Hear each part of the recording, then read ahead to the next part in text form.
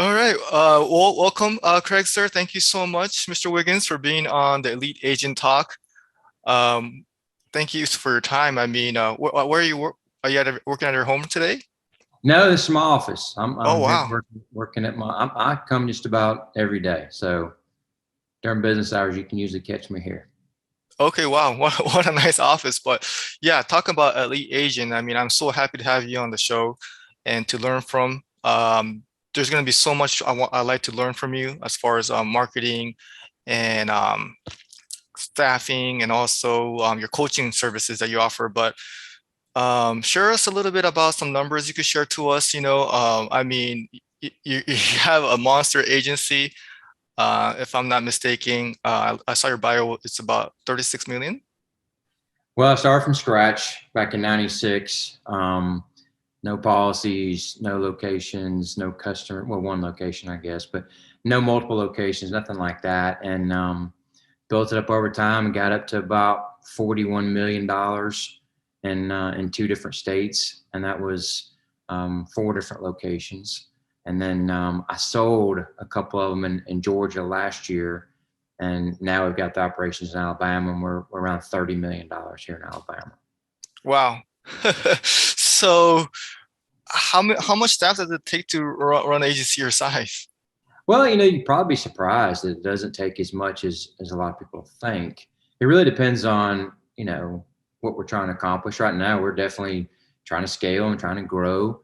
So we have 17 employees now. We've had as many as, 30, 35, but, a lot of times you can be overstaffed and you can have ideas about what you want people to do. And sometimes that works and sometimes it doesn't work. But we like to be around that 15, 20 mark. That seems to be the best number for us to accomplish what we want to accomplish. Yeah, no, I agree. Sometimes it's about the quality of the staff, not the quantity. Correct. Um, Absolutely. and 30 million in premium. So how many office locations now? I've got two right now, Hmm. two here in Alabama. Got the main location, and then I've got a satellite that's about 20 miles away. What is your experience with multiple office or having, well, a couple bigger ones? It's definitely a challenge. There's no question about that. I mean, you can't be in two places at the same time. So I think you got to have good leadership. You got to have good people. They can help you. And I always make that recommendation when I'm talking to somebody, one of our coaching clients is trying to go from a single location to multiple locations. Sometimes satellites can be all sexy and seem like the best way to scale and to grow, but it really is a totally different challenge trying to operate two, three, four locations versus one.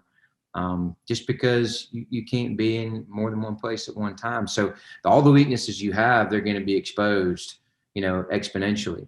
And you really have to have good people around. You need to have good people that can help you, lead in those other locations and make sure your vision is being carried out and hold people accountable and all those kind of things. So it's definitely a lot tougher. There's no doubt about that.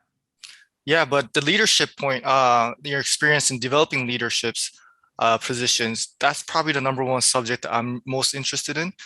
But before we get there, tell us how you got started. I mean, take your time and take us on a journey of how you got started in this Well, business.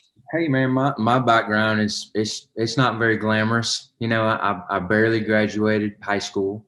If my Spanish teacher hadn't given me a little extra credit, I probably would have failed and had to go to summer school. But she gave me a little help, and for whatever reason, when I got out of high school, I decided to go to college because I guess that's what all my friends were doing.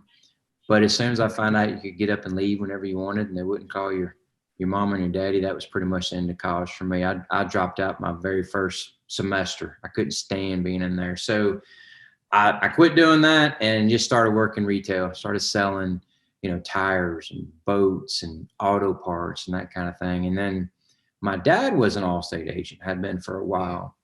And I thought, if I worked as hard at some of these jobs as, you know, at the insurance business, if I worked as hard there as I was in these other jobs I had, maybe I could do a lot better and have a lot more fun, have more money, more freedom. So I tried to get on with Allstate, and I remember going and meeting the local guy. Me and my dad and this guy met at a local restaurant, And I could tell within a few minutes that he was not very impressed with me. I was just this dumb, redneck trying to get into another business to make some money. And we finished the meeting, and he's like, look, if you want to go forward, there's a test you got to take, and we use this to evaluate your ability. Mhm. So I think it was just kind of like a formality, something he needed to do to kind of check off the box. He had given so many of these tests. So I took the test, and a couple of days later, I got the test back. It was one of those old kind you had to like fill in little circles with a number 2 pencil. I'm kind of dating myself, but that's the way they were. It wasn't a computer. You literally filled it out with a piece of paper and a pencil. And I turned it back into him, and he called me a couple of days later. And he said, look, I'm sorry, but the answer is no. You scored low potential. So Mm. this is going to be the end of it. And all the questions on the test, they weren't like hard questions, right? They were like easy questions, I thought. Were they like So personality or problem yes, it was solving? like your aptitude. Is this something that are you cut out for this or not? I told him his name was Gary. I'm like, Gary, I think I think what might have happened. Maybe I got the questions and the answer sheet misaligned, and I just missed every single one of them on accident. So can I take it again? And he didn't really want me to take it again, but he said, sure, you can take it again. So I took it again. He called me back. And he said, sorry, man, you're low potential. And he said this, he goes, you shouldn't be in any kind of business. You need to go find something you can do with your hands, which Oh, wow. no offense against anybody who works with their hands, but at, you know, 23, 24 years old, I didn't want to hear that. So I called my dad, and my dad, this ain't gonna work. They don't want me to start. He said, well, I know a guy that's above Gary. If you want me to call and talk to him, I'm like, well, sure. I mean, I'm not gonna get in either way. So what difference does it make? So I go meet with this guy, Mhm. and I can tell in 10 minutes there, he's just doing a favor to my dad because he's got the same kind of opinion. But I kept talking and I kept talking and kept talking, and probably, an hour later, he either got sick of me talking or I did sell him. I'm not sure which one, but he offered me a contract. So I went off and got trained, come back, and it wasn't very long. And I started thinking maybe these guys were right, because this was hard, man. It was a difficult getting in this business in 96 when I started. Hurricane Andrew had just come through Florida, and the goals, like what they had planned for agencies in Alabama at that time, was 1.9 autos a month and zero point 0.9 homes a month, which when you have no book, that's not a lot of production, right? So it was hard. It was really, really difficult. And I scratched and clawed and did what I needed to do, and figured out some things along the way. And we can talk about all that. But, finally started having some success, and, you know, 25 years later, it worked out okay. Got into the Hall of Fame, won just about every award they have and all that kind of stuff. But it was not easy, man. And a lot of people watching this, you may have a similar start yourself. I can remember back then I went to school with, I don't know, it was 100 something people in my class at Allstate in training. And within 18 months, I was the only one left. They were all gone. They'd all, completely, failed out and quit. So it can definitely be tough. But I think if you have a lot of, dedication, and you're a very resilient person, you can do anything that you want to do. And I didn't want to fail. I didn't want to be that guy, that failed. So, yeah, I just worked through it, man, and figured out some things and made some mistakes, and, it worked out okay. So here we are. Wow. Imagine if you would have just given up after that first or second test. It would have been really easy to do, when you're looking at this guy, for some guidance, and thinking this is how you're gonna, get your shot, and to be told, you know, not just that this is not a good fit, but don't do anything in business. That was.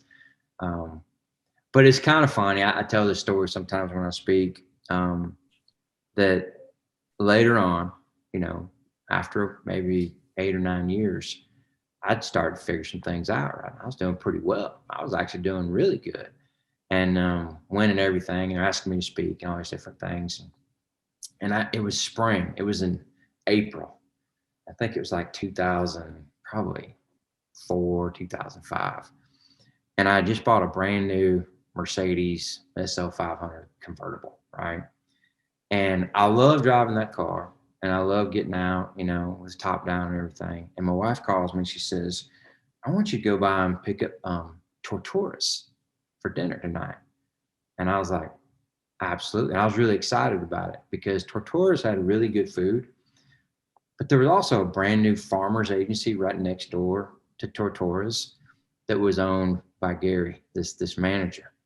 So I wanted to make sure that he saw my new car, right? So he became He someone was a he farmer's agent. He became okay. a farmer. He quit Allstate and became a farmer's agent. So Okay, I okay. brought my card on there. I got my top down. The back of my tag said W Agency on it. And I remember backing up right in front. His office was right next to Tortora. So I backed my car up and he could see my tag. And his son was sitting out there in the lobby. His son worked for him. And I saw him go back there and get his dad. And his dad came up about the time I was walking in, had my suit on and everything. I wore a suit back then. And he comes out, you know, shakes my hand. He knows exactly why I'm there. I'm not there to for pleasantries. It's like, see my car sitting out there, and I'm not that kind of person, but it was just very satisfying to go and show this guy, hey, you know what, you were wrong, and I did make it. And this has worked out pretty good for me. So it was, yeah, you're right, man. To hear that back then in the beginning, a lot of people get told no. A lot of people have a lot of, very successful businesses, all through the history of this country. And you just, if that's what you've got your heart set on, you don't need to listen to that. You need to keep fighting through it. And if you don't have the skills or you don't have the knowledge, you learn what you need to learn, figure it out, and go make something of yourself. But yeah, that was a very interesting time, but it was very fulfilling as time went on and things started to improve. Because me and him had a pretty rocky relationship. And he didn't like the fact that I'd gone over his head. And so when I got back and really started working, we were kind of at odds with each other the whole time anyways. And luckily he ended up leaving and going to Farmers, and, I went on my way. So Wow. the way that worked out. Yeah, that's a great story. I mean, sometimes I feel like in a way he helped you, bring fuel to the motivation, you No know. question. I tell people that all the time, man. When you got haters out there or whatever, people say, "Oh, ignore them." No, don't ignore them. Listen to them, and use that to fuel your fire. I mean, a lot of times the most motivational speech that I've ever heard in my life is that, I can't do something. That'll motivate me more than anything, to tell me if it's something I want to do and you tell me I can't do it, then there's a very high likelihood that I'm going to try to figure out a way to get it done, because I just don't like being told. I don't like being told no. I don't like being told that I'm not cut out for something. So yeah, you're right, man, in a way. And I know he didn't mean it that way, but it worked out like that. That was probably the best thing that could have ever happened, was to have, maybe a little bit harder entry into this business and have somebody that was really treating me that way in the beginning. That was probably a blessing. It probably was. No question about it. Yeah, because I can totally relate to that, and I envision myself doing something very similar to a very similar scenario. I haven't had that moment yet, but that I could see how that was very fulfilling. And it's almost like going into your dark side where, you're not supposed to feel that way of proving people wrong, but it's definitely a strong motivator. So I think everybody who has that, using it to your advantage, I think it's a great story to share. But so from when you got started and you're struggling to that 2004 moment, what were some game-changing things besides, persistency basically, but was it just that, or was there anything that aha moments or any type of game-changing decisions you made that helped you get to that level? Yeah, I think for me, well, a couple of things. Back then, I had to get really good at selling life insurance. I had to sell about $10,000 a month in life commissions just to pay my bills, because there was no way I could write enough property and casualty to produce commissions to pay for everything. So I had to get really good at life insurance, and I did that for almost 4 years, where it was just every month, as much as I could write. And that was a really good learning experience, going through the process of doing that and kind of having, my back up against the wall a little bit, where it was almost like, look, you do this, you're going to go freaking bankrupt. That was good. And then also learn some things about working with centers of influence, working with mortgage officers, learning to become friends with them and how that whole game worked. That's really how I got to probably 10, $11 million before I bought any leads at all, just working with, with loan officers and processors and that type of thing. So there was a lot of learning through that, a lot of, figuring out how to duplicate myself, how to delegate work, how to realize that I couldn't do everything on my own. But here's the thing that a lot of people don't know this unless they have actually come to an event and heard me talk about it, is I was a terrible, terrible leader. Not even a manager. I was like just a really bad boss, really all the way up until 2008. Now we had a ton of success. I mean, business was growing, number one in the state, the region, all that kind of stuff, all the accolades. But to be like really truthful about it, the way I looked at people was just that these people were just what I needed to get what I wanted. And I didn't really care what happened to them. I didn't care what their career ended up being like. I didn't do any training. I didn't do any mentoring. I was just like, throw them in the deep end of the pool. And if they couldn't swim, it was, their fault. They just didn't take advantage of the opportunity. But in the spring of '08, my youngest son, Jake, he was diagnosed with cystic fibrosis in April of 2008. And when he got that diagnosis, it changed, or when I got it, when I heard it, it just changed everything in terms of the way I looked at people. Instead of looking at them as, pawns or people that were in my way, it was like, look, you know what, there's not a lot I can do for my son. And if you don't know a lot about cystic fibrosis, it's pretty devastating. I mean, it's like your kid's life is going to change, and they're probably not going to make it to maybe, 20, 25 years old. And there's not a lot you could do. There's not much you can do to help them. So it was a very like helpless position to be in, but it allowed me to look at it and go, you know what, there's not a lot I can do for him, but I have all these people at the office that are counting on me that I could go and help. Right. So this is the middle of the financial crisis, right in the middle of 2008. I go in on the Monday after. We heard this on Friday, go in the Monday after, and I have this big meeting about how we're going to do things different, right? And they're all looking at me like I got three heads, because they're like, who is this guy? Because he never talks this way. It was always just, banging my fist on the table and, intimidation and all that. So they had a very, I'm sure very odd reaction to what I was saying, to say the least. But what was amazing about all of that was month after month, all through 2008, we just kept breaking record after record after record in the middle of everything going on in the economy, because I think people, they responded. Once they realize, that you care, then they will do a lot more than when it's just all about, hey, you do this, you're going to get fired. And when I really took an interest in them and what was important to them and tried to help them accomplish their goals and was authentic and genuine about it, and it changed everything. That was the best thing to go through from a business and personal perspective, frankly, because it really helped me with a lot of other things in the way I deal with people today. And luckily through all that, in November of '08, they kept doing these sweat tests on Jake, to see how it was progressing. And then they come back and said one day that, hey, his test came back inconclusive. And I thought, well, what does that mean? They said, well, we got to do a genetics test to figure out, what to do going forward.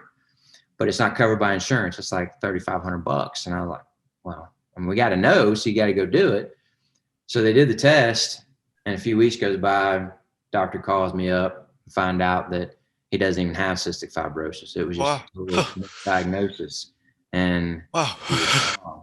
he just had the symptoms of someone with cystic fibrosis. And Oh, thank God. 15 years old today and play sports and no problems, just a healthy kid. So, whatever your beliefs are, religious or otherwise, sometimes going through something like that, it can be like, I looked at it as like, here's a test. Let's see how you deal with it. And, if you pass, then we'll figure this out. And that's kind of what happened, so it kind of reset everything. So, a lot of times when I'm working with clients today, coaching clients, we can focus on processes and vendors and leads and all those kind of things. And those are all really important. They really are. You got to know your acquisition costs, and you got to have your office set up the right way, and all that's got to be right. But man, if you're a good leader, if you're a good leader that really cares about your people, and you bring them on the right way, and you mentor and coach them and train them the right way, you can run circles around agencies that have the best processes in the world that don't care. I promise you. And I think that's probably what I learned more than anything else back then, was that's what, as an owner, as an agency owner, that's really your role, is to be a great leader, to figure out what Mm, motivates people and help them get the things that they want, and to care about them. And yeah, it's got to be a two-way street. We can't just have people come in here and run all over you and do whatever they want to do, and you pay for all of it. That's not how it works. But you certainly can play a big role in their lives and do everything you can to mold them to be the best that they can be. And when you do that and you're serious about it, and you show it not just with your words but with your actions, that's when things can really take off and get really big. And I think over the last several years, that's really been the difference maker for us. Because like I said, man, we had a lot of success early on up until that point, but it was all just numbers and money, and wasn't really the success of having that rewarding feeling of working with people and watching them blossom into folks that they never thought they could be. And that's what I really enjoy today. So now, whether it's people in this office or people we work with in other offices, staff, owners, whatever, when you see people that now they start accomplishing things that even they didn't think they could accomplish, and you had some role in that, to me, that's the best part of this business. And that's been the driver for years, not just with staff, but also with clients, with customers. I mean, look, man, we had last week, 10 days ago, 49-year-old friend of mine I went to high school with, he died of liver failure. They bury him on Saturday. Monday, their 15-year-old walks into their bedroom. His mom was dead in the bed from a heart attack. So these mm, two people died within a few days of one another. And luckily, they had about $900,000 in life insurance that we wrote years ago, right? So you get to be a positive impact on people, and that's the amazing part of this business. And sometimes getting caught up in all the commissions and the awards and the recognition and all that, if you put those other things in front of all that, in terms of what's really the best thing for the people that you're working with, whether it's your staff or your customers or whatever, man, that's where all the magic happens. And you get good at that, you can accomplish pretty much anything. And I'm a pretty good example of that, because like I told you, man, I'm not an educated person. I didn't have any money when I started. I didn't have any experience, no education, none of that stuff. It was just like, look, we're just gonna figure this out. And then once really got to understand the personal component of it and how that ties together, that's when things really took off. So for me, that would be like that was the aha moment. It wasn't necessarily something so business related. A lot of times people think it is. It was more of, hey, here, this is what you can do different, and it's time to start doing that. And then once I did, that's when things got really good. wow. Thank you for sharing that, Craig. I mean, first of all, thank God, with your son health today. But I think a lot of agents could relate to that. At first, you use that motivation and you're the sales agent yourself, and that could get you pretty far in this business. But turning the switch and doing it for others, your staff, and building leaders, that is another level that I don't see a lot of agents maybe getting to, because, frankly, getting sales yourself and being good in sales, it is a little bit of a role shift, from being a great sales agent to a leader. But uh, that timeline of you explaining how you got to the next level, I think is going to help out a lot of agents, because, I 100% agree with you. And not only is it about the business, but it's, like you said, it's just more fulfilling, and it brings me much more joy to see the impact you're making on your staff and your clients is more important than the financial benefits of being a leader too. So that's a great story. And that, I think that brought a lot of value to explaining how you got where you are today. Now, one of the things I really wanted to touch base on, because for my, personal situation is that when we chatted a little bit, and I really appreciate you setting this up for us, is that you're really focused on the coaching business, Mhm. and the agency is running on its own. You're kind of, you don't have your, um, it's running on its own. So when I heard that, I was like, wow, you know, I, I would have, I'm yours. I have years to go to get to that point. Because I just feel like I'm always training in new people. I myself is training a lot of the details of the business. I'm so involved, and I'll feel like if I wasn't, then I just don't have my longest tenured employees are the best sales agents. So they have different roles because I am the office manager. How how did you how did you develop your leaders to get to the point where they you trust them enough to run your agencies? Just that's a long-term goal of mine. um did you develop them? Did you hire them as managers already? Or share with me your thoughts on having staff members that frankly probably care enough to be able to have the responsibility of running an agency. Yeah, that's a great question. And frankly, I think that's what really separates those people who truly have a business versus ones that just have a job, right? I mean, a lot of agencies, they grow really fast. There's good salespeople, they start writing all these policies, things are happening.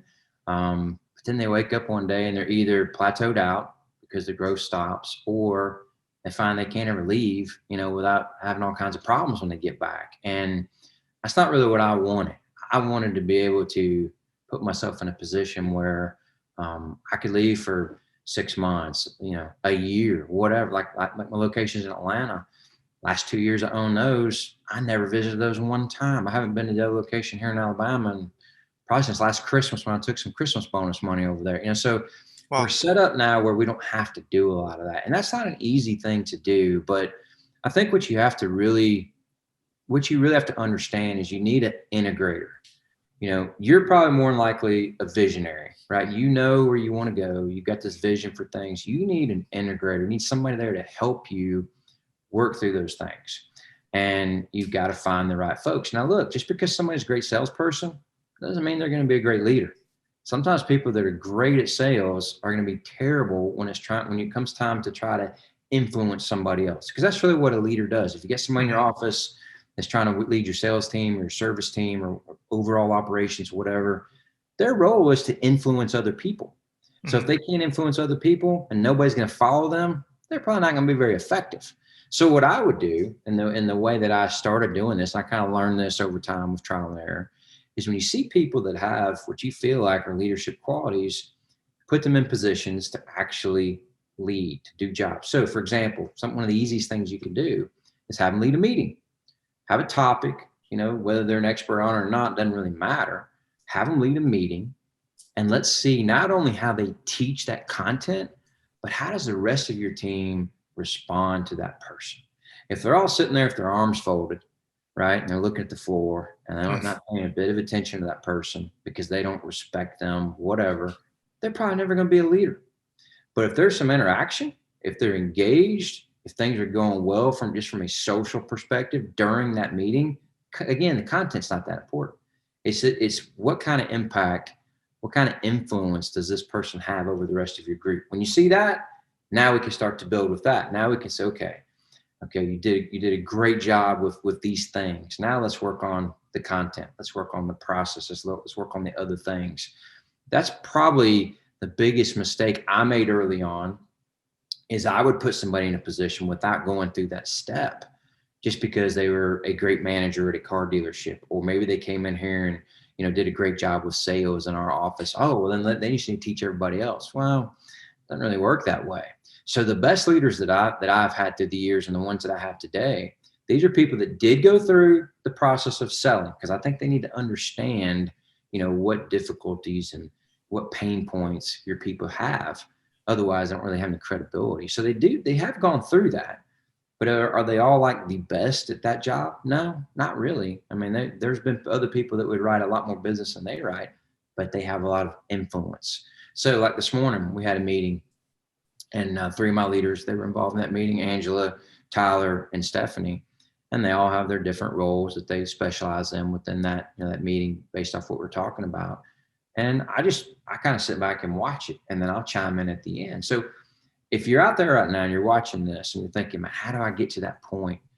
And you said it a few minutes ago, you got to trust them. You got to trust people to fail forward, right? They're not going to learn unless they're failing forward. That's just part of the process. But first, before you put them in that ultimate, step of accountability, let them lead a meeting. Let's see what happens. If they do that well, let them go hire somebody. Go make a hire. You recruit, you interview, you onboard, you train, you get somebody up to speed. If you can do those two things, if I have somebody that can run a meeting, influence others, and can make a good hire, a good solid hire, someone successful, that person's probably going to work out pretty well overall. And they're probably going to make some mistakes with all those things, especially when they start coaching people and they start working with them on, what they need to be doing, listen to their calls and working with them. There's a lot of coaching and a lot of work that's got to be done on that area too. But I think that's the step you got to take. You have to duplicate yourself.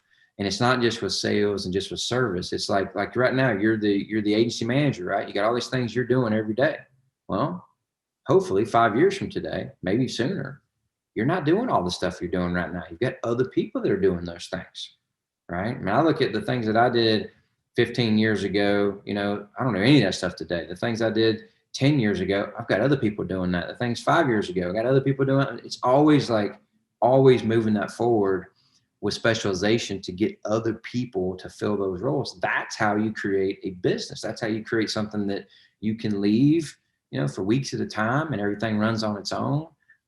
If you have to be there all the time doing everything and you can't allow other people to make some mistakes, you're going to have a really difficult time growing. You just are. You might be in control and you might feel good about it because you are in control, but you're going to have a really difficult time getting where you want to go. So those are like some very easy steps. Like when I'm working with a coaching client, like, hey, they're asking me, what do you think about this person going in this role? These are the kind of things that we talk about to put them in a position to make that happen. And you know what? A lot of times it doesn't go like they want. It doesn't go as planned.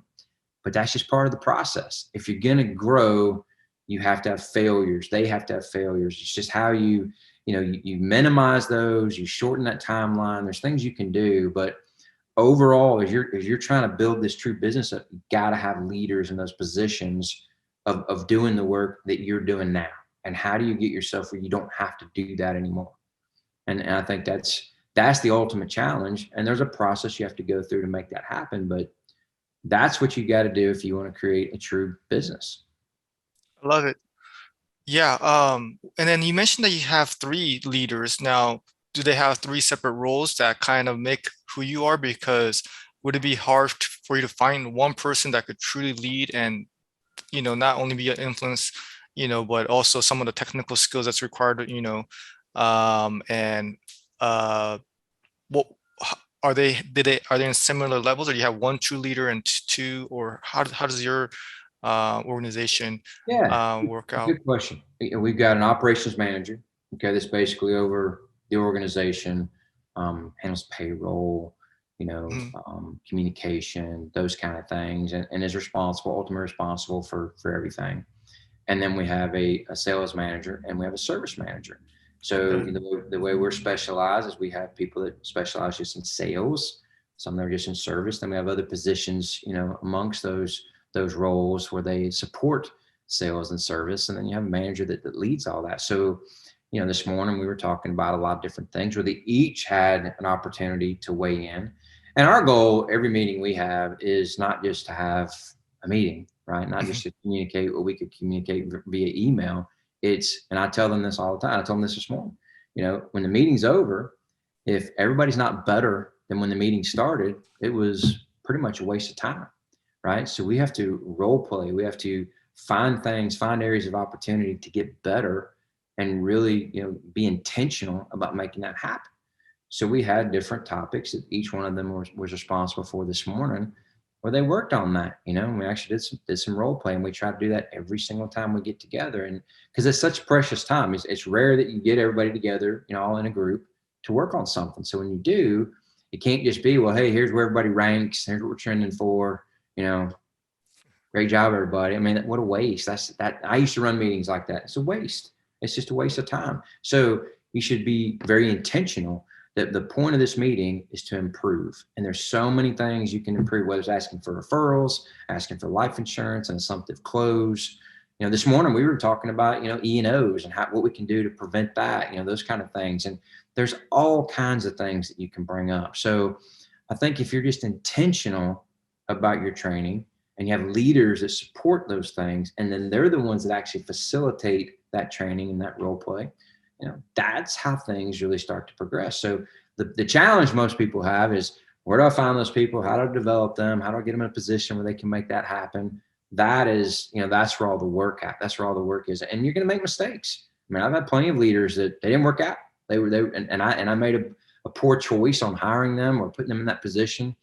But you learn each time you go. And then that next person, now you're better set up to identify what's about to happen or what's going to come, and easier to pay them. There's just so many things you learn, but that's just part of the process, So that's the way we're set up. Is we have operations, sales, service, and they all have their own unique roles when they're leading the group. Great. Oh, wow. Awesome. How long for you personally did it take for you to be able to have a hands-off business running, since you had that moment in around 2008 where you really started caring and wanted to start developing leaders? Because I would assume it would probably take some time for someone to go through the whole process and be qualified to become even considered a leader. Correct? Oh yeah. I mean, look, it's, first of all, when you're kind of a control freak, like me and a lot of people, a lot of owners, I'm sure watching this right now, they're like, man, you consider yourself the best salesperson in the office, right? You don't want somebody else to lose a deal that you could have got. So it's hard to let that go and allow people to make those mistakes to get better. It's hard for a lot of people to do, really hard. And it was hard for me. But once I learned, and a lot of this was talking to other agents too throughout my career. And I remember I was at a line leaders forum, which is an event Allstate puts on. And I was asked to speak. This was years ago. And I'm on the panel with these other guys. And I thought I was doing really well. And I thought I was doing pretty good. But I'm listening to their stories and their numbers and where they are. And I'm like, wow, they're doing way better than I'm doing. And after talking with them, it was like, they're not doing the stuff I was doing. They have other people doing that. So I really started learning that early on, to duplicate, to delegate. And my number is always 70%. That's what I tell people. If you can hire somebody to do something 70% as good as you can do it, and you can hire multiple people to do that, that's a lot better than you doing it on your own, right? So I was always very, not easy, but I was okay with allowing people to come in and try that and make that happen, So look, it did take a lot of work, and it did take a lot of time to get comfortable with that. I guess the process, kind of the overall process, and it all depends on the situation, the person, but bring them in, let them be in sales for a while. Let's see how they do. If you identify leadership qualities early, then fine, try to get them in that position earlier than maybe somebody else. Sometimes people have to be developed, like my service manager. It probably took her 5 years to get in that position. My sales manager took her about 60 days. So it just depends. It depends on their ability and how other people react to them and the credibility they build up over time. Probably the worst thing that you can do as an owner is go hire somebody that's successful as a manager or a leader in another industry and think they're just going to be able to translate that over to what we do. Because, and the reason that doesn't work, let's say I hire you and you work at a car dealership and you're crushing it, right? You're killing it in your industry. And I bring you in and I want you to manage my sales team, my sales agents. And you don't even know how to work the computer, right? You don't even know the basic things of what they're dealing with every day and the things that aggravate them and are frustrating. And they go to you with a problem or a question and you don't know because you don't know the answer to it. I don't even know what liability means. You have no credibility whatsoever. They're not going to listen to you. They're not going to listen to you on the big things if you don't know the little things, right? So what I'd be better off to do is bring you in, have you work in sales, go through that process, prove that you can do that work, prove that you can understand what they're dealing with.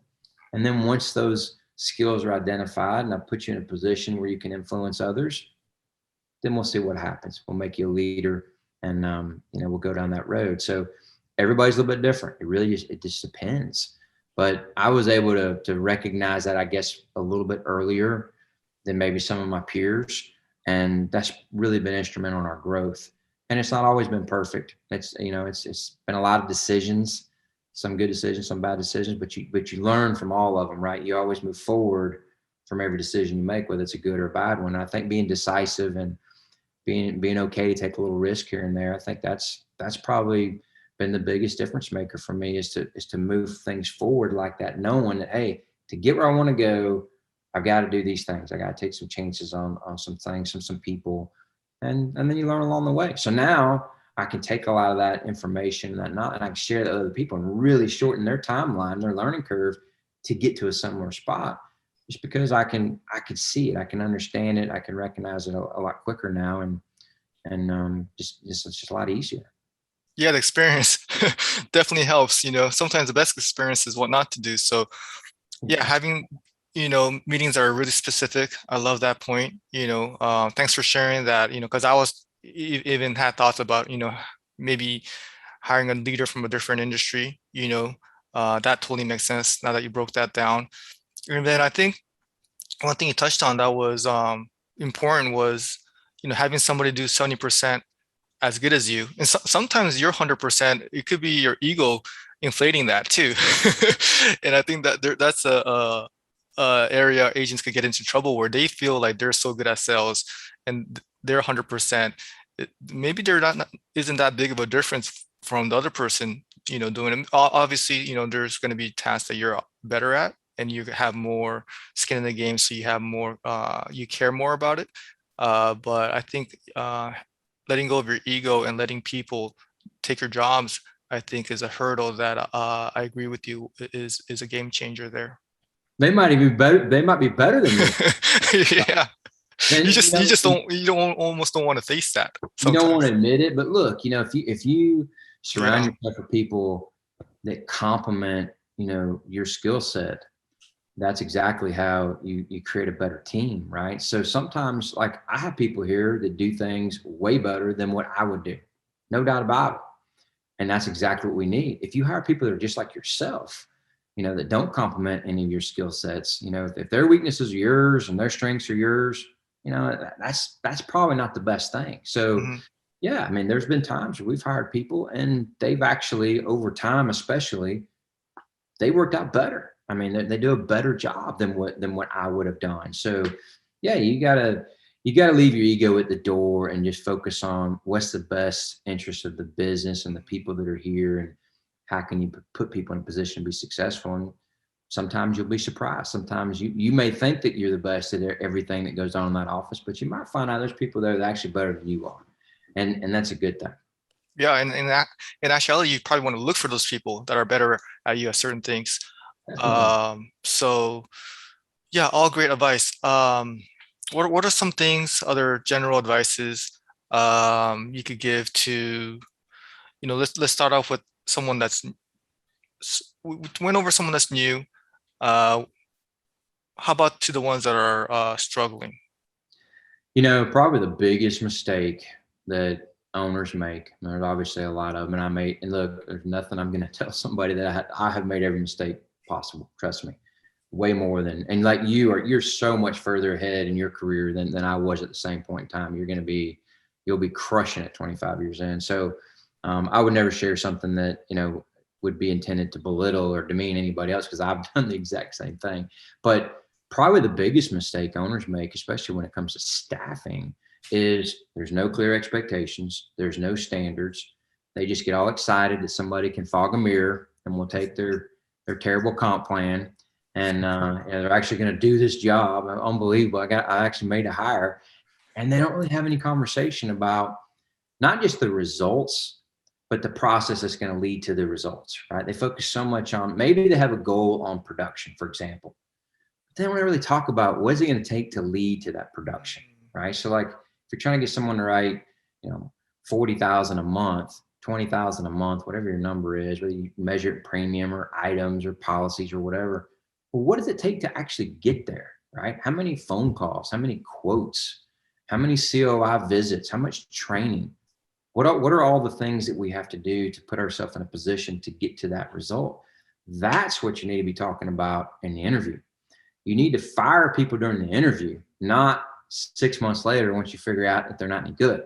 So peeling back the layers of the onion and figuring out who it is you're really dealing with, and being very clear about standards, expectations, non-negotiables, all the things that are going to be required of them. That's probably the number one mistake that I see owners make outside of, lead generation and acquisition costs and knowing their numbers, those some more business oriented things. But when it comes to just the business of building people, right? Because we're not really building a business, we're building people that then they build the business. So we got to have the right people in here. We got to have people that, are bought into what we're doing and do a good job. And right now in this labor market, that's pretty tough, right? But we still have to do that. Otherwise, you're going to waste a lot of time, a lot of money, a lot of energy, a lot of opportunity costs on people that don't work out. So what we like to do is take them through this path in our hiring process that really exposes who they really are, and not in a bad way. Sometimes it's a bad way. Sometimes we part ways, but we want to find out what they're really made of, and we take them through, like if I was interviewing you, I would take you through our sales process. I would ask you about your liability. I'd ask you, do you know what those coverages mean? Do you have an umbrella? I'd take them through that process and see how they respond. And if there's just zero reaction whatsoever, they don't find any value in that at all, probably gonna be hard to teach them that same sales process, right? Because that's what we're gonna ask them to do when they come here. But then just having general conversation. And how does making 100 phone calls a day make you feel? How does doing 10 quotes a day make you feel? How do you feel about getting out and seeing mortgage officers and processors? How do you feel about training? How do you feel about role playing? Really trying to find out more about what this person's really like, and learning more about them. Instead of doing it the way I used to do it, is I would just hire you, and then we'd figure that out as we go. And then it'd be 3 months later, I'm like, man, am I going to fire Dan tomorrow? I got to get rid of this guy because he ain't any good. Well, no, it's that I didn't do a very good job of hiring you, right? And that's the other thing, is you got to own your mistakes. As an owner, you got to own everything. Things that are bad, they're bad because of you. They're not bad because of the person. You hired the person. You hired them. You trained them. You onboarded them. Even if somebody else in your office hires that person, well, you're the one that hired that person, right? So everything is on you. You should own every mistake. And every time something doesn't work out like you want it to, think back, what could I have done different? How could I have handled that better to make sure that either that never happened, or I put that person in a position where they could be successful. So that's probably the number one thing. And a really easy way to work through that when it comes to accountability, because that's really like the ultimate. People are so scared of accountability. They'll get better. They'll improve. They just had a bad day. We'll see what happens next month, all those kind of things, right? Because they don't want to talk about it. Nobody wants to have a confrontation. So what I would do, if I'm hiring you and I figure out, hey man, he's a pretty good candidate. He's got a good personality. He can sell. Everything's going good. Before we even get to the comp plan, I'm going to ask you what your financial why is. And you're probably going to say, like, well, what do you mean? Or I don't know, what are you talking about? And I'm going to elaborate on that. I'm like, look, what do you want to do with your money? Like specifically, what do you want to do with your money? And you're probably going to say, well, I just want to take care of my family, And what I'm trying to get at is, do you want to buy a house? Do you want to buy a car? Do you want to pay off your debt? Do you want to send your kids to a school? What is it that really drives you to make the money that you make, to get up every day and go out and do that? And once I know that, like if you tell me I want to get out of this apartment, I want to buy a house, which is pretty common for a lot of people, especially in this demographic that we're hiring. Once we know that, and we know how much the down payment is going to be for the house, what the difference is from the rent to the mortgage, now I can create a plan for you with our average premium and our comp plan and tell you exactly what you need to do, not just from a production perspective, but from an activity perspective, to get that house. And then when you don't do the things that we talked about, instead of me having a confrontation, instead of me making it about the agency or the bonus or what, I can go and ask, Dan, how are you ever going to get that house if you don't do X, right? If we decide you got to make 117 phone calls to produce the numbers necessary to get that house, and it's 2:00 in the afternoon and you've made 12 phone calls, I can go in there and talk to you about the house, not why you're not producing enough for the agency. And I think if people would take that seriously and truly try to find out what motivates people, what drives their people from a financial perspective, and create a plan around that, it'll Hmm. solve a lot of your accountability problems. Because now I'm not having a confrontation. Now I'm just having a conversation, and I'm making it about you. It's not even about me. Hmm. So if you can't buy into that, if I can't get you motivated for yourself, for your family, for the things you want, well, then I'm probably never going to get you motivated for the things that I want. Right? That's Yeah. not work. So that's a great way to bring somebody on, show them that you care about them, challenge them professionally while you show you care about them personally, and create somebody that's going to actually reach their full potential, or at least as much as they're willing to do. You can't control their own self-determination, right? They're the only ones that can control that.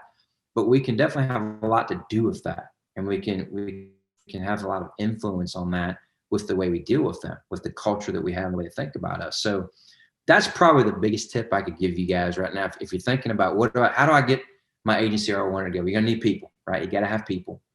And most people fail when they hire people. They don't do a good job with that. And they end up with either people that don't work out or people that are just very mediocre. And they never rise to the level that they could rise. Their standards are not high enough. There's not enough accountability. There's not enough structure. There's no training. Comp plan's not good. There's all these different things they need to work on. And once you start getting those lined up in the right direction, now people can do a lot more than you think. They can do a lot more than they can think they can do on their own. Hmm. Hmm. And it's your job to get that out of them. And then when you do, that's where all the magic happens. Wow. Powerful.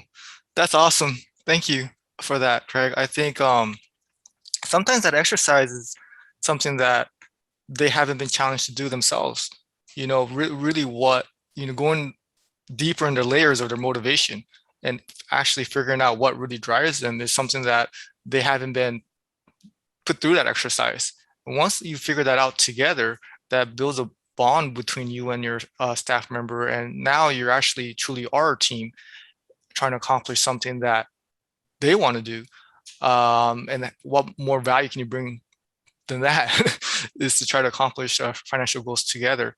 And I think that is something that totally makes sense. I'm going to start implementing that. I think I've done that um, during reviews, but I think that's something that we should just do from the interview, from the very beginning to understand, how deep is their motivation level and, how much do they really want out of themselves? How much do they expect out of themselves? So a lot of great things there. And I also want to just touch base on, what you talked about accountability.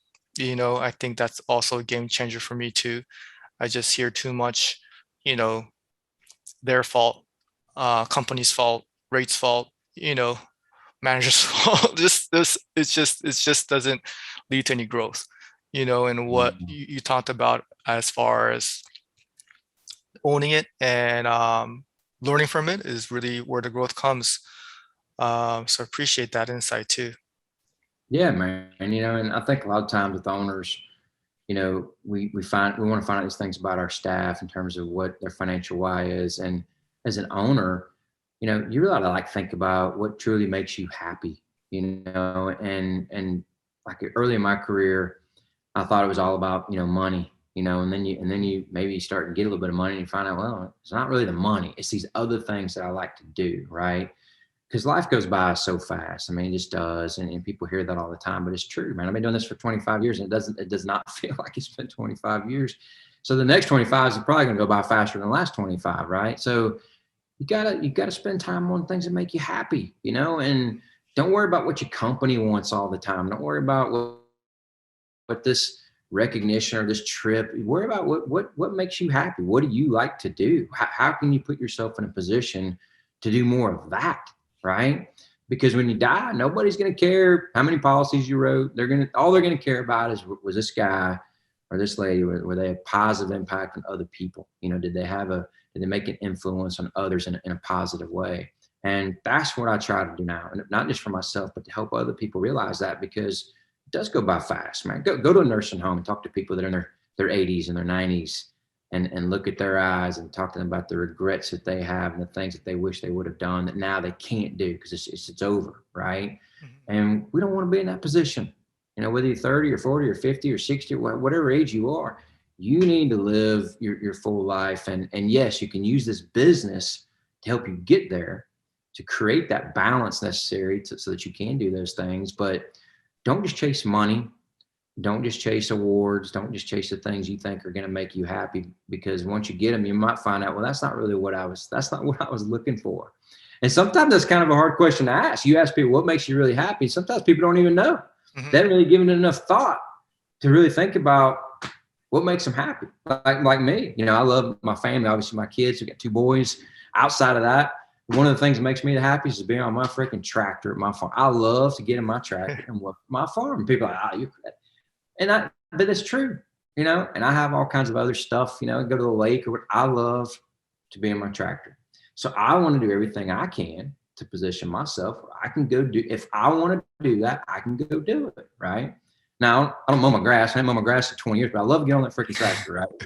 It's just one of those things for me. So I would encourage you to think about that. Like, what makes you really happy?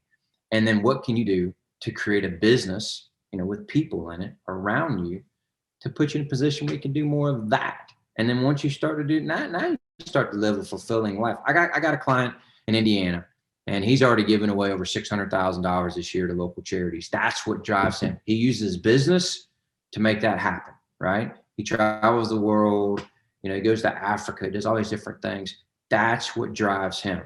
So he uses the business to help make that happen. And he feels great about himself, and obviously he should, right? And there's so many people that are like that out there. But sometimes people just don't know. They think they know. And then as they start chasing that, and then they start to taste a little bit, they find, well, wait a minute, this is not what I thought. And then all this time's passed, and they really hadn't paid attention to things that matter the most, and you don't get that time back, So definitely give that some thought. Like, what really makes you happy? Go make sure you put yourself in a position where you can do more of that, and not trying to please, the company or your peers or somebody else. Worry about yourself. Make yourself happy, and then chances are the people around you are going to be a lot happier. Well, yeah, that's great too. I mean, so many, yeah, and I think that exercise is so important to do regularly too, because it changes as you change. I think in the beginning, proving someone wrong, that was a strong one, that made you happy, and then later on things change. So doing our exercise regularly is important. I feel so grateful and blessed to be in this business where, like you said, it gives you the ability to build what you want. So um, great insight there. So much that I learned from, but I really want to touch a little bit, be respectful for time, but I think we do have a little bit more time to share about your coaching program, and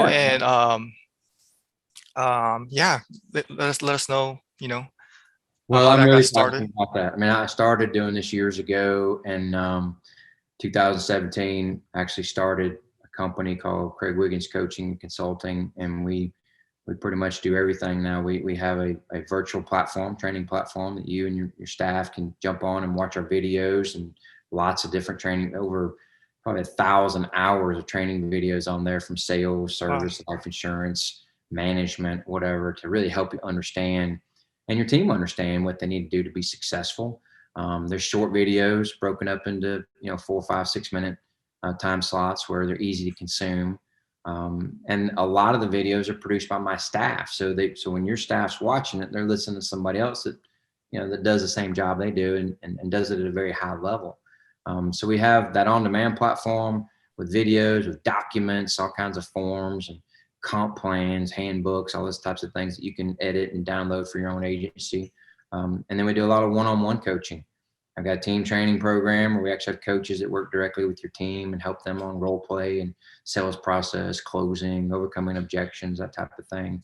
I've got a group that works specifically one-on-one with me, our Inner Circle program, where I work with the owner, a couple of times a month on a scheduled call. And then we have some other communication back and forth, whatever we need to do to support them. So we do a lot of different things, workshops, live events. We have weekly training every Wednesday, live training. So we do everything we can to try to support people and help them grow their agencies. And they can get involved for $177 a month is our on-demand package, the online virtual training program that includes all of our live training in addition to the platform. And then all the way up to the Inner Circle program working with me, which is a lot more investment. But anything we can do to support folks, we try to do that. We have an event in Las Vegas every year. We didn't last year because of COVID, but This year we're gonna be there in September. As of right now, everything's still good, so we're looking forward to that. It's gonna be a giant event, probably be 800 people there, and share a lot of good information, give people an opportunity to come and visit and learn from other people. But we just have an ongoing, desire to truly try to help people and put them in a better position to be successful. I don't have to do it, but I really enjoy doing it, and that's really what I spend all my time on now. And people can learn more than go to www.craigwigginscoaching.com. That's our website. You can email me, Craig at craigwigginscoaching.com, or you can call or text me. I give my cell phone number to everybody. It's 256-520-6880. And I'm always making myself available to help people, and sure, I give all my attention, a lot of my attention to people that are members, but if I can help you, if you have questions, feel free to reach out, and I'll do everything I can to help you. Sometimes it's just a short conversation can make all the difference in the world for somebody. Sometimes we just don't have anybody to talk to. That's probably one of the biggest problems in our business is we don't have anybody to talk to. Or if we do, they're like have this bias or this, company view on everything. You don't really get the real answer to what it is you're trying to find out. Or maybe, a neighboring agent doesn't want to share something with you, something like that. So when you have somebody that, like in my inner circle program, a lot of the value in that is people actually get held accountable. Like I work with them and I find out what their goals are and like, all right, you said you were going to do this and you didn't. What's going on here? We gotta keep this thing moving in the right direction. So I try to really be their accountability partner and do what I can to keep them on track. So we're more than happy to work with you in any way that we can, and look forward to it. And hopefully we can meet somebody at a live event or a workshop. But even if it's just getting on demand and watching our videos and participating in our live calls every week, that's great too. So yeah, man, I'm really passionate about that. It's been a lot of fun. It's very rewarding.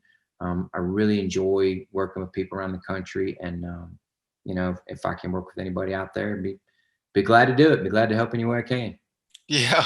Well, yeah, you sure are going to build a value to the agents because there's anybody who knows what they're doing in this business. And speaking of the inner circle, I really want to appreciate Nicholas Saka for introducing us. Actually, he's a member and he speaks very highly of the program he's in. That is the one-on-one coaching, correct? Correct. Yeah, Nick's doing a great job. Nick is, and to get an inner circle, there's an interview process. So I interview the people because I want to make sure that I'm spending my time with people that are actually gonna, they're gonna be a good fit. And what I mean by that is, got to be coachable, got to take action on things. You got to hold yourself accountable. All the things to really move things forward. Nick's one of those that he does a great job with that, and he's seen a lot of success. And yes, he's had failures and things have not gone the way he's wanted every time, but he has moved so far in the last 6 or 7 months, much further than some people will in 5 or 10 years because he's actually taken action. And when he learns from that, he takes action again, and he does this and he does it, and he's always moving it forward. And I think that's where a lot of owners make a mistake is they're so afraid of what might happen that they never experience what could happen because they didn't make a decision. So yeah, Nick's a great guy. I really enjoy working with him and really proud of what he's accomplished so far. Yeah. Wow. Yeah, me too. He's doing a great job, and I'm really appreciative of him introducing me to you. And he gave you right away gave me your phone number, and we were able to touch base. So really, the availability is just amazing, and I'm feel like wow, I really want to get back to the agency force, but just actually having that leadership, and me being able to take a step away, I think that is the next step for me. So a lot to learn, and that's the beauty of the business, and that keeps me excited because there's so much levels of agency ownership and how your goals change, and how your role in affecting people's lives could, um, the level of how much impact you can make. So you're a living example. What an inspiration. And I I really, appreciate that.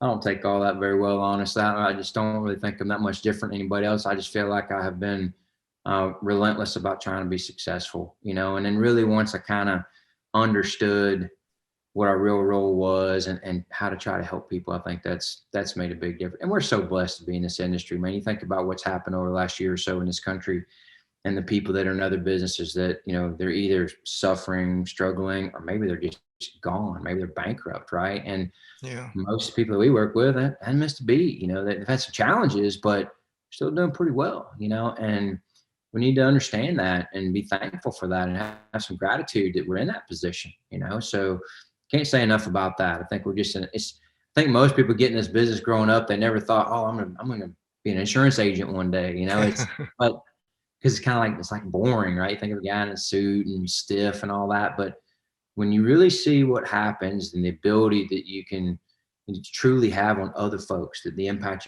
you can have on other people, that ability that comes along with what we do, man, that's amazing. I mean, it's very rewarding. And look, I think you said a minute ago, like you like to give back. We have an award at CWC called the Wiggins Mentorship Award, which is named after my dad. And we give that award to owners that are mentors to other owners. Because I think that's important. I think it's a missing part Mm, in our industry where other owners just they don't take the time. So when they do, I bring them up on stage, I recognize them, we give them that award, you know, and let people know that we appreciate that because I think that's very much needed. So many people they hold everything, you know, close to the vest and don't want to share, don't want to talk about things. And I just think collaboration is a lot better. And it's just hard to find people that will do that. So when they do and they go out of their way, you know, we want to celebrate that. So I'm glad to hear that you're thinking about those kind of things, and you know, hopefully you'll do that in the future. yeah, no, I really want to hopefully you know, follow your footsteps as far as impacting as the amount of agents as you do, because yeah, actually helping other people with the little time I've experienced in that, it ends up helping myself, you know, learning, taking my own advice sometimes. So giving in just in every area we talked about today, giving does definitely give result in getting back later for yourself. So a lot of important lessons, Craig. Looking forward to keeping in touch with you. You know, I want to really look into the program too myself, and I encourage everybody, you know, to always look and search for things that could help our business. And what other way of getting trained than by somebody who has already uh, paved the way for us. So I'm just grateful that, you know, I could say that I know you and have a relationship with you.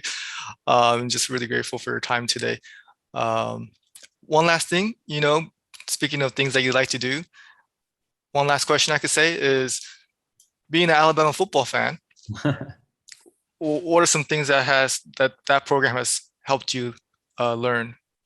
Man, I mean, obviously we've had an amazing run for the last 15 years, but success aside, in terms of the football field, I've met Nick Saban several times. The guy would be successful, and for those of you who don't know, that's the head coach at University of Alabama. He would be successful in anything, and I try to take away a lot of his lessons, like focus on the process, right? Mhm. Don't focus on winning the championship. Focus on the things that lead to putting you in a position to win the championship, and do that every day, right?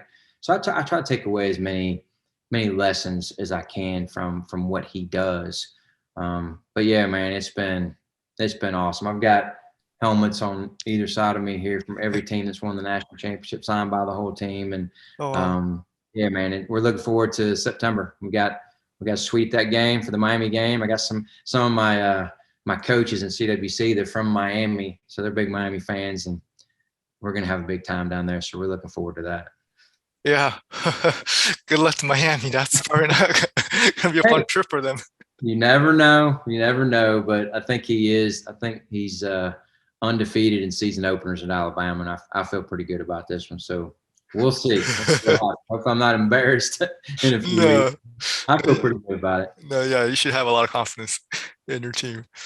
All right, Greg. Well, thank you so much again.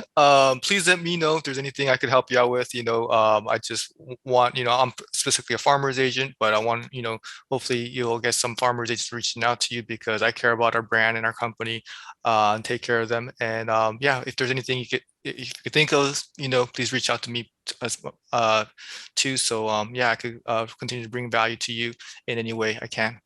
Well, I appreciate that, man. Thanks for the time today. You're doing a great job, doing amazing things. You know, you've obviously had a lot more success in your timeline than I have at the same point in mine, for sure. And Farmers is a great company. We work with a lot of farmers agents. You guys got a great gig.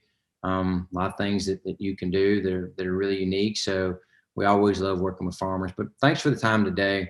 Appreciate it, and look forward to talking to you more in the future. Yes, sir. Thank you, Greg. All right, brother. Have a good one. You too. Thank you.